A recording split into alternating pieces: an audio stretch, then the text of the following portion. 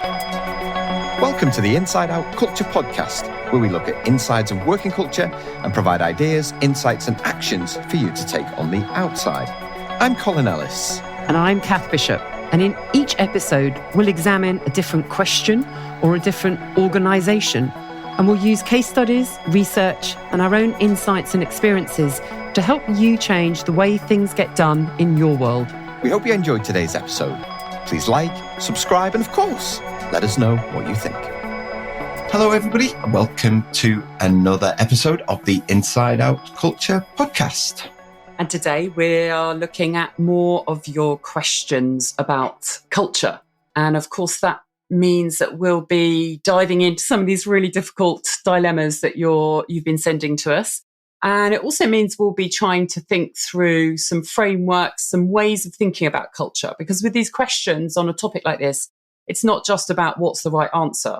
There isn't one right answer. This is a really complex field. So we'll often also be unpicking and thinking about the framing of the question, where that's coming from, the assumptions behind it, as well as giving our ideas of different ways to work through it and think of different ways forward. So we've got some good ones today, haven't we? We've got some really good ones. And I think that's a good point, is culture is not something that you can copy.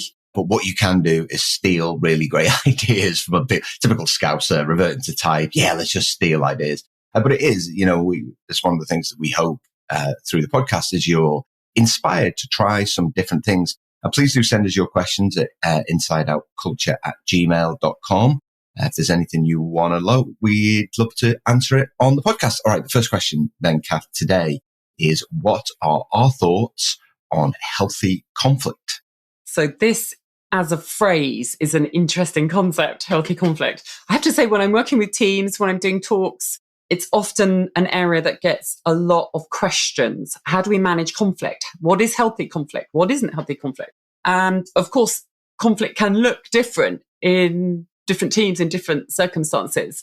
So I think there's something about, I actually find the word conflict not that helpful because it's so inherently negative and aggressive. And there's something about actually where we want to get to is a space where we're able to challenge each other and not immediately see that as, oh, we're in conflict because you've got a different view from me and you're disagreeing, publicly in front of other people. So it actually comes back to whether we can create agreements and norms around what we think, I'm not going to use the word conflict, but healthy challenge, healthy debating, discussion, diverse viewpoints looks like. I mean, I've heard people talk about productive conflict and unproductive conflict and saying the real difference is productive conflict will move you forward. Yeah, there needs to be, you're somehow breaking through, you're coming out in some way with the path moving you forward from wherever you've got stuck. And the unproductive conflict means you're getting trapped in sort of debates that keep you stuck where you are. You're trying to prove, you're trying to perhaps get into a personal area of, you're right, this isn't working, rather than, well, what are all the different ways in which we could move it forward? And whilst we might have some different ideas, let's start thinking about what would be the impact of the way you prefer to do it and the impact of the way I prefer to do it. So actually then you get into more of an understanding approach. And if I draw on the sort of training, the practice, the experience of the diplomatic work we did in negotiation, then a couple of the sort of core rules, if you like, or aims that we always had were to try and always stand alongside someone where you're both looking at the problem rather than be looking opposite each other with a problem in the middle of you. So try and get alongside someone. We've got different views at the moment about how we fix this problem, but we both want to fix it. So we've got that in common.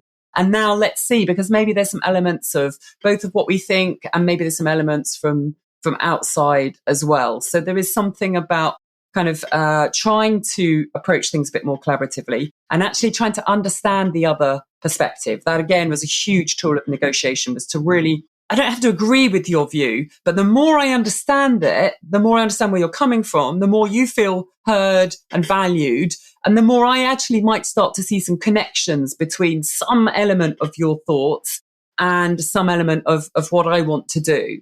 So that kind of, let's try and get into more collaborative position whilst having different views. Let's kind of let's sort of agree that actually this is a good meeting if we're bringing different viewpoints as well.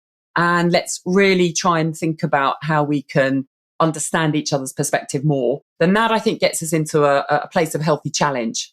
Yeah, I agree. I mean, all the best relationships, all the best teams have a little bit of friction.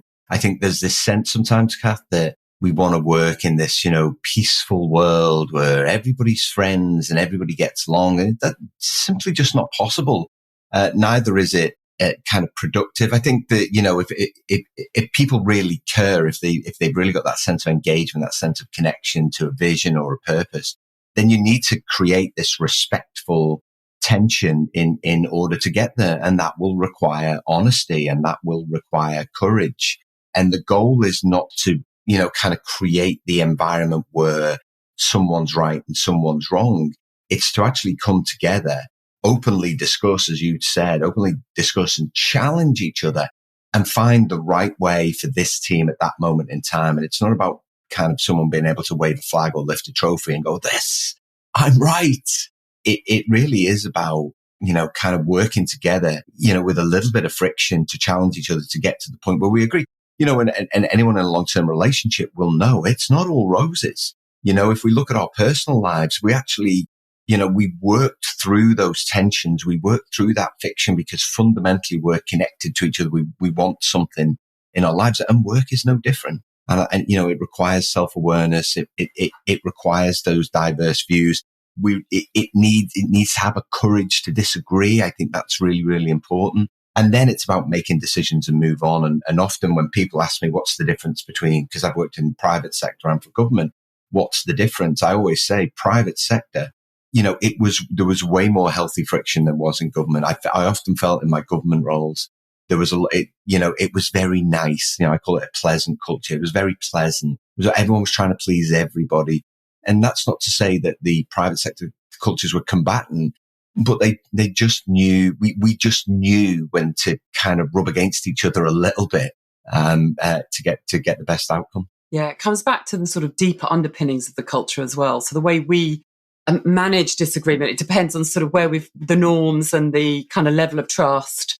And I mean, obviously in sport, that was a space where we were really open to challenge because it was always about making the boat go faster. It was always about performance. So if you really disagreed with me or, coaches or other experts in that area could be quite harsh at times, but I always knew they're trying to make us go fast at the Olympics. So they might not have said it even in the nicest of ways compared to actually the language we probably use in the office.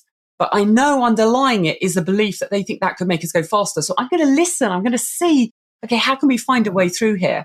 And then, yes, when I joined the civil service, none of that was happening. No, people were simmering away with different thoughts and frustrations and never voicing them. So you've got all this sort of silent aggression, which is not healthy conflict.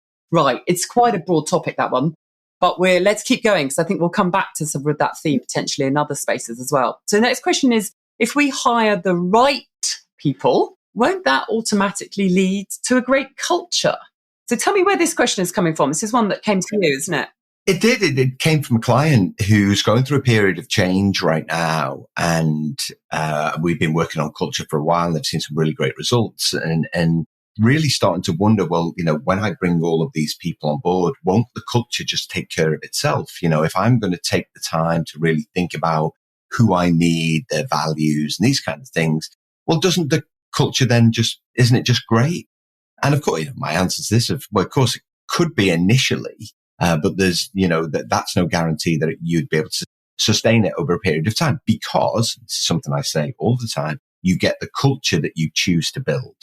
It doesn't just build itself. Now, you can have a lot of like-minded people. You can have some good opposites in terms of personality. You can get some of that healthy friction. But actually to sustain any level of performance over a period of time, and, talk a little bit about sports here as well, you not only have to hire people who have the values that you expect, but actually you need to create a sense of belonging. You need to define how you're going to do this thing called work. You have to, agree how you're going to behave, how you're going to work together, how you're going to use technology, how you're going to make time for creativity. You're going to have to come up with a vision because only when you actually take the time to do all of those things do people feel that sense of connection. They're what we call engaged. Otherwise, what will happen is, yes, it might be good and it will be good in periods, but you will never ever sustain performance, because you get the culture you choose to build. And if you don't choose to build it, then what you're going to get is occasional performance. What you'll get is rare kind of performance. And eventually you'll get no performance because it will just stagnate, because people are like, well, what are we doing? Why are we doing? How are we doing? And without those foundations to build on, whilst you might have the right people, you don't have a culture that connects those people, keeps them together such that performance can be achieved. Yeah, I think actually the phrase right people kind of puts me off a bit, because who says who's right? There's this sort of feels very judgmental, feels that it's not going to help increasing the diversity of our organisation if we're going around sort of saying these are the right people. And yeah, I completely agree. It ignores that whole issue of the conditions, the environment, rather than just the individuals. And it reminds me of our conversation about the Met Police and the fruit bowl. What is it that's making the fruit go off? What are those conditions in which poor behaviour is being tolerated? That's a really kind of key area, isn't it? That means, as you say, it's what we're living, it's what we're enabling. And then what people kind of learn feels like, oh, that's right round here. So, yeah, the whole phrasing of that question also just feels like it needs reframing a bit. And we need to always be thinking about the responsibility we have for the environment. Yeah, sorry to jump in there. You're right with regards to the right people. I think in their mind, it was a case of, we understand what our values are. We understand the kind of personalities that we need. And I've mentioned before, your skills get you the job, but it's your personalities and values your skills get you an interview, but it's your personality and your values that get you the job. So having gone through that process, I think the inference was we've really thought about who we need and, taking into consideration diversity. Right. Yeah. But won't it just take care of itself? If we've done all of that work up front, doesn't it just happen? And then you've got that other question of, oh, well, do we wait until we've got all of the people on board? And of course, same thing, you get the culture you choose to build. So if you're waiting, you haven't done any building work, then it's just going to stagnate. Yeah. And I guess it's not just about inputs, is it? It's not just about the diversity coming in or the people coming in. It's all that, that's that separation between diversity and inclusion. It's not just who's in the room. It's whether they feel able to speak up, whether they feel they can influence and what that feels like. So, and that's of course harder to measure because the inputs are easier to measure. And that, that's another reason why then I think we put less emphasis on it sometimes. Okay. Next question. How do you ensure that while fixing toxicity, instilling and upholding values, you are at the same time doing things that drive or liberate performance? Oh, it's quite the meaty question, that one. Yeah, it is huge. And this came from someone who's worked in a large global organization. And, you can hear that tension, that dilemma of, right, I want to make sure that, we're kind of really upholding values and we're caring for people, that people feel psychologically safe. But we've got to hit the KPIs. We've got to hit we've got to hit these. And in fact, we need to increase productivity because productivity is poor. I mean, universally productivity is poor. And then in the big global corporation, how do we kind of drive that? And so there are lots of things underpinning this, I think, in terms of, the layers at which this question works. I think, one of them is what is the interplay between performance and culture and how are we seeing that? Are we seeing them, actually sort of quite separate things, or do we realize they really should be enmeshed? I was actually in a conversation today with someone where they were talking about the values being around, let's do the right thing. And somebody asked the chief executive of this organization today, well, is there a difference between doing the right thing commercially and doing the right thing culturally? And he said, no, I don't see there's a difference at all, because for the long term, doing the right thing culturally is always going to be best for us commercially. So that's coming at it sort of from a belief that we don't need to compromise in any way on culture and that we need that in order to deliver over the longer term. And that then sort of steadies your thinking about things. I think the other sort of piece around this question is this understandable need that we've got to constantly drive performance. Yeah, we want to, expand our organization. We want to hit higher growth targets. Maybe costs are going up in the supply chains, etc. And that therefore we have to drive it. And that, I get it. And it's the dominant sort of feeling that I see in most organizations. But it fundamentally comes from a space that dates back to this sort of 80s Wall Street piece that we're sort of, we've got a whip and we are, that whole concept of driving, like we drive cattle. Yeah, I'm not sure we should be driving people. That word drive is used a lot. And I even sometimes find myself saying it and thinking, oh, I'm getting sucked into this. Actually, people need conditions to do their best performance. They need intrinsic motivations. So their work needs to call to a sense of purpose, that they know themselves, that they're growing through it, that they feel they belong, they're part of something, that they have that sort of shared long-term vision.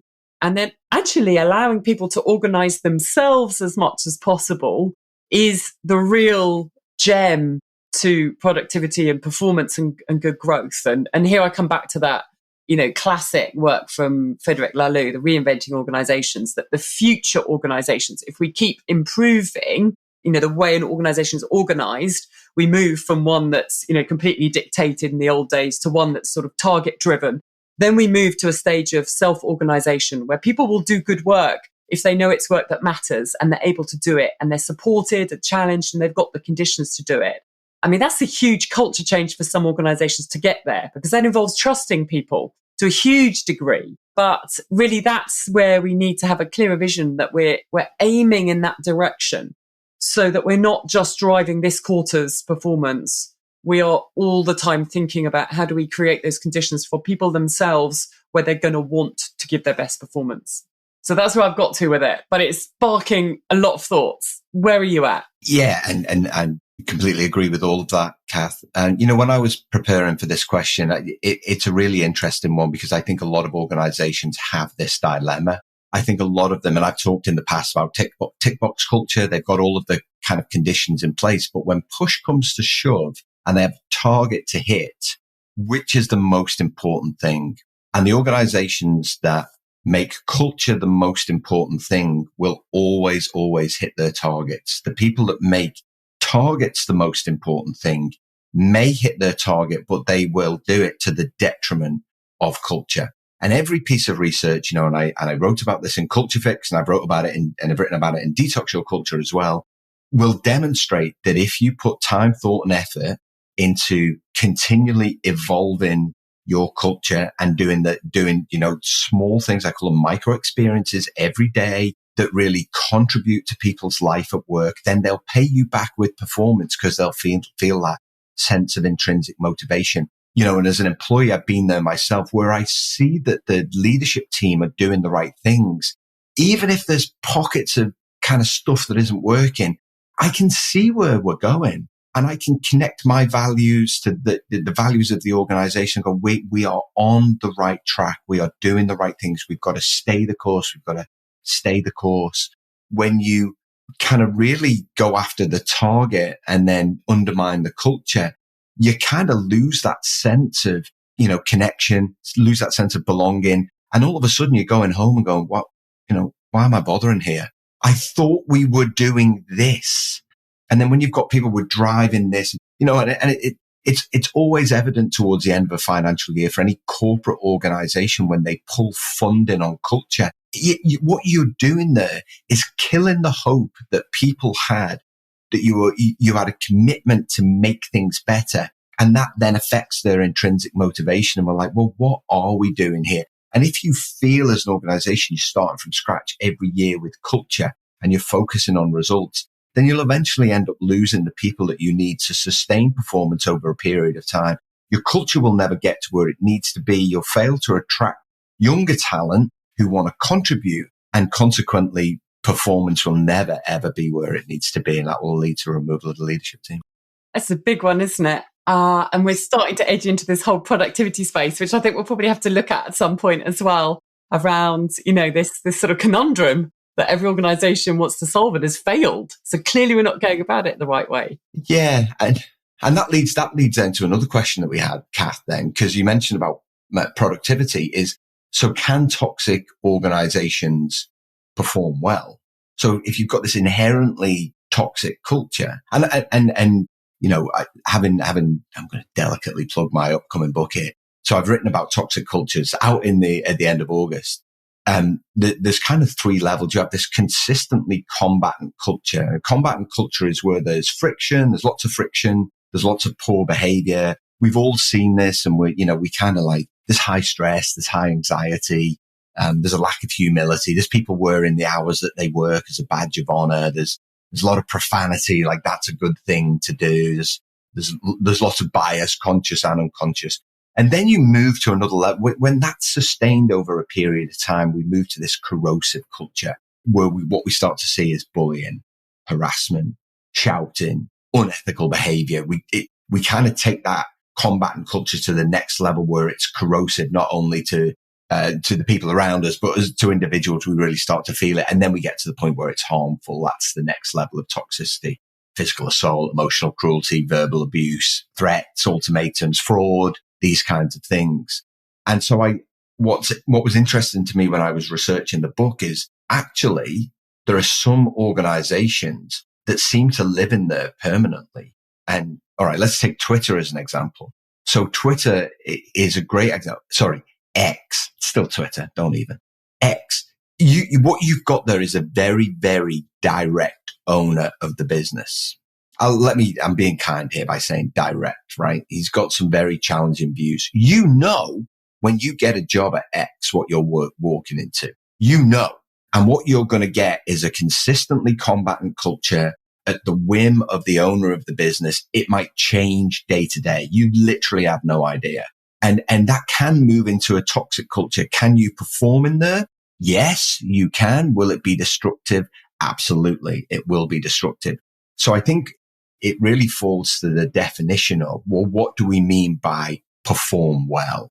Can we achieve a result? Yes. Will it be to the detriment of humans? Very probably. Yeah, I love that last sentence. I'm completely with you on that. What do we mean by perform well? I mean, there are sweatshops in other parts of the world who are churning out stuff that are probably hitting some great results for someone. But I mean, that's not going to fit definition of what performance looks like. And, it's always short term, I think, because the costs are so high. And, there will be things that will come back and haunt you at some point. Reputationally will damage you. So yeah, for me, I rarely give a yes, no answer, but frankly, can a toxic organization perform well? I want to give a clear no to that. Not in any sense, if we have any kind of, sense of values. Right. Next one. This is quite interesting one because it creeps up a lot around the culture space, doesn't it? Will changing the operating model of a company automatically change its culture? So it's like, I'm a bit uncomfortable about culture. How about if we do something with the operating model where it's on a diagram on a piece of paper? Will that work, Colin? Will it work? Well, kind of. Again, to stay in a way, it's a very political answer. Well, kind of.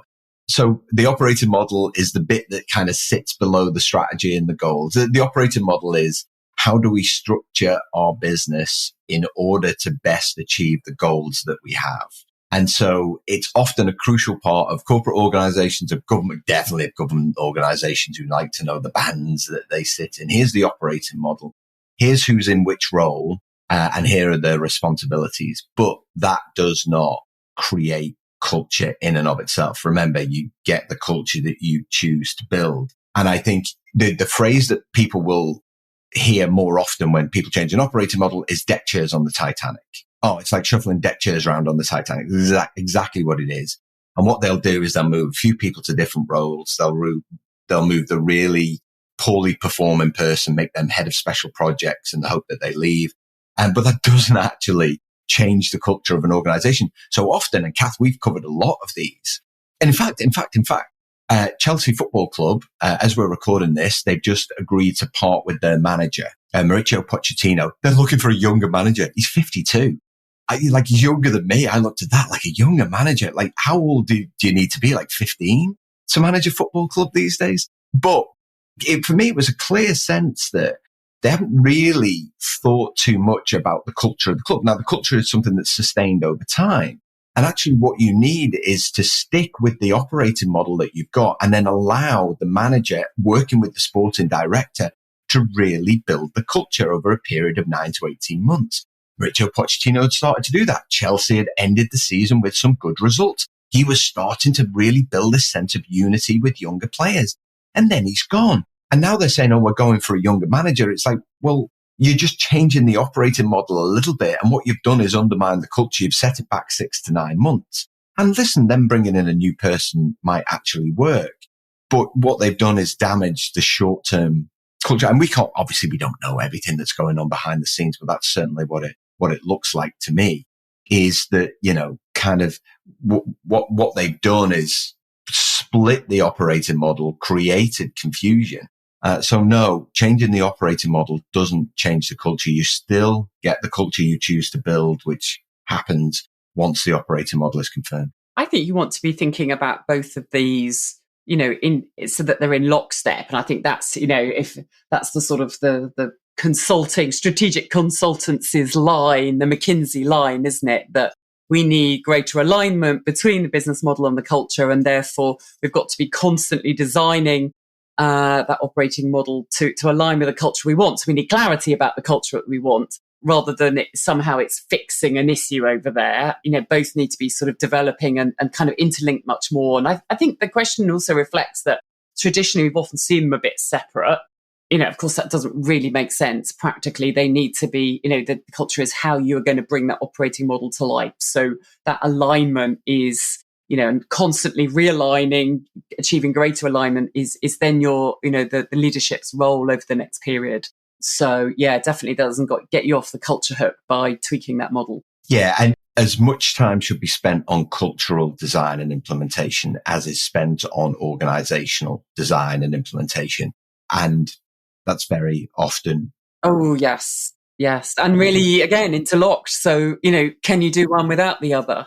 Okay. Last question. Yeah. Good. Right. We've got. Yeah. So over to you, Kath. What happens to culture whilst you're waiting for a new CEO to start?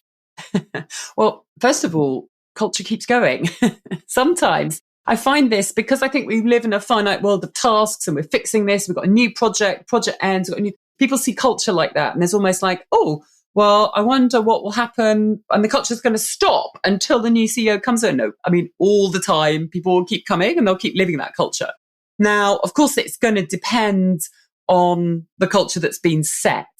I mean, if they've left because they've set up a toxic culture, then the whole place might crater at that point. But actually, if they've created really good values foundation for the culture, and everybody has great clarity about the norms of behavior, then those will carry on. Now, of course, there's role modeling, there's setting the tone that comes from the top. But again, it shouldn't be that we're sort of waiting necessarily to, if they're not here, or I don't know what to do, I've got to wait for the next one. No, I'm going to carry on with what's been working till now.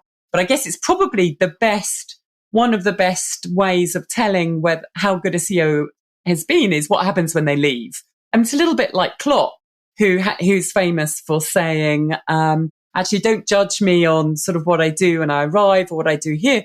Judge me on how you feel about me when I leave. And of course, we've just seen this great outpouring of love and warmth, not just in Liverpool, across the country. Not in this household. We haven't. Just by the way, Klopp, I don't know that name. I don't recognise it. Oh, yeah. Come on, Colin. It goes like even my Arsenal supporting husband. He needs to have a word with himself. Will almost shed a tear for him leaving, and I'll miss his press conferences for sure. So I think that's it's going to depend on your CEO, and in a way, that's going to really tell you what the legacy is. What do you think? Yeah, well, I think if you're an incoming CEO and work has stopped on culture, it's going to really question the leadership team, and I'm going to be looking at my leadership team going, "Wait, you've stopped working on culture. You're not doing anything. Where's your kind of list of events? What are you doing to actually maintain it?" A great CEO will take probably between 3 to 6 months just to have a look at what's going on around them before they decide to put the kind of print on the culture. I always think it's a sign of a combatant CEO who wants to come in and change everything immediately, unless it's a toxic culture, in which case usually someone's been parachuted in and that's the expectation. They really have to start working on it straight away. But you can't afford to tread water. You can't afford just to wait and see what the new CEO will bring. Any CEO worth their salt will come in and they'll say, tell me what we're doing to maintain the culture in line with the values that we've got. What's our program of events? What's your commitment as a leadership team? And then how can I add to that whilst I take the time to assess the health of the organization? And so for me, what happens for a culture? Well, exactly what you said, Kath. You carry on working on it. You never stop. You commit to it full time, and then you wait and see what the CEO wants to tweak, and then you work with them on that.